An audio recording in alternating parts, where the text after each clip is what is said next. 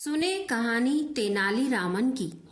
पहले राजा महाराजाओं के दरबार में ऐसे लोग भी होते थे जो अपनी बातों और हाजिर जवाबी से लोगों का मनोरंजन किया करते थे। ऐसे लोगों को विदूषक कहते थे। तेनाली रामन भी इसी प्रकार का विदूषक था। उसका असली नाम तो रामन था, पर तेनाली गांव का रहने वाला था, इसलिए उसे तेनाली रामन कहते थे। रामन बचपन से ही बहुत बुद्धिमान तथा चतुर था। शब्दों का तो वह जादूगर था। शब्दों के विचित्र अर्थ निकालकर वह लोगों को चकित कर देता था। सब उसकी बुद्धिमानी की प्रशंसा करते थे।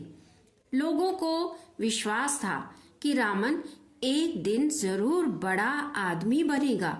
उन दिनों विजयनगर के महाराज कृष्णदेव राय का बहुत बड़ा नाम था। उनके दरबार में बड़े बड़े विद्वान रहते थे।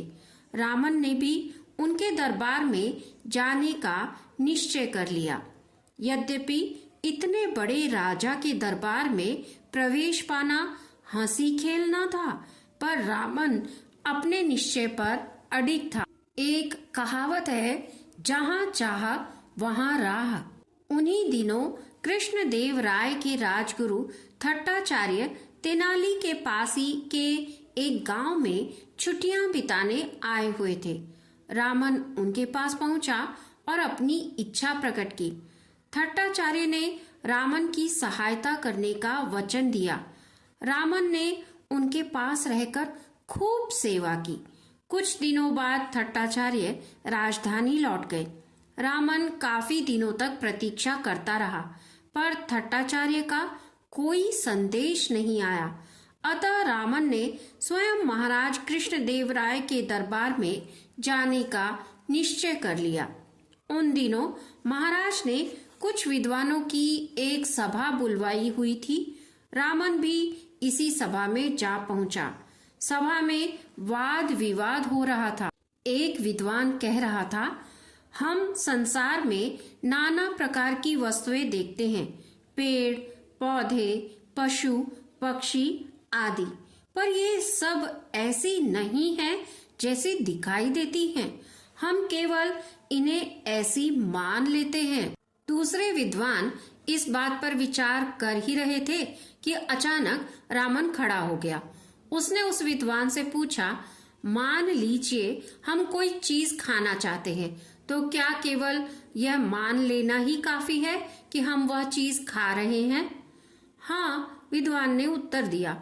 अब तेनाली रामन ने कहा, भाइयों, भोजन तैयार है, आइए हम सब तो भोजन करने चले, पर ये महाशय यहाँ बैठे बैठे ही मान लेंगे कि इन्होंने भोजन कर लिया है, इन्हें यहीं बैठा रहने दीजिए। रामन का इतना कहना था कि सब लोग खिलखिलाकर हंस पड़े। महाराज उसकी हाजिर जवाबी से इतने प्रसन्न हुए कि उन्होंने उसे अपने दरबार में विदूषक का स्थान दे दिया। अब वह तेनाली रामन के नाम से प्रसिद्ध हो गया। एक दिन महाराज तेनाली रामन की किसी बात पर अप्रसन्न हो गए। उन्होंने क्रुद्ध होकर कहा, जाओ, मुझे कभी अपना मुंह मत दिखाना। अगले दिन तेनाली रामन अपने मुंह पर एक मुखौटा लगाकर दरबार में आया। उसे देखकर सब लोग हंसने लगे। महाराज ने देखा तो वे बड़े क्रुद्ध हुए। उन्होंने सिपाहियों को आज्ञा दी, इसे ले जाओ और जेल में बंद कर दो। तेनाली रामन ने नम्रता से कहा, अपराध क्षमा हो महाराज, मैंने तो आपकी आज्ञा का ही पालन किया है। मैं तो अपने मुंह पर नकली चेहरा लगा कर आया हूँ ताकि आपको मेरा मुंह दिखाई न दे। यह सुनकर महाराज का गुस्सा भी उतर गया। तेनाली रामन के विषय में अनेक कहानियां प्रचलित हैं। एक बार की बात है, महाराज कृष्णदेव राय अपनी प्रजा का हाल जानने के लिए राज्य के विभिन्न भागों में जाना चाहते थे। सभी दरबारी चाह रहे थे कि महाराज उनके गांव में जाएं जिनकी दशा अच्छी है, या उनके गांव में जाएं, इससे उनके गांव की मदद हो जाएगी। गांव वालों पर उनका रौब भी पड़ जाएगा। एक मंत्री बोला, महाराज इस बार आप मेरे गांव चलिए। महाराज सोचने लगे कि आखिर किस गांव में जाया जाए। उन्होंने तेनालीरामन की ओर देखा। तेनालीरामन ने कहा, महाराज आपका हाथी जिधर ले जाए उधर ही हो आइए। तेनालीरामन की बात सुनकर सभी को बड़ा आश्चर्य हुआ। दूसरे दिन महाराज हाथी पर सवार होकर चल दिए। कुछ लोग और भी साथ थे।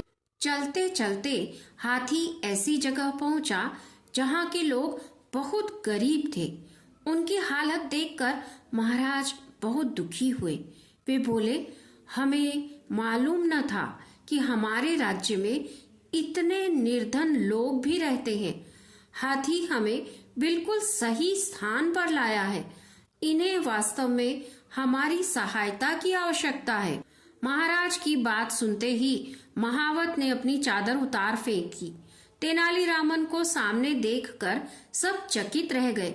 महाराज मुस्कुराकर बोले, अच्छा तो हाथी को तुम यहाँ लाए थे। जिस प्रकार बीरबल के चुटकुले बड़े चाव से सुने जाते हैं, उसी प्रकार तेनालीरामन के चुटकुले भी बड़े प्रसिद्ध हैं। तेनालीरामन केवल विदूषक ही नहीं थे, वरन तेलुगु भाषा के एक प्रसिद्ध कवि भी थे।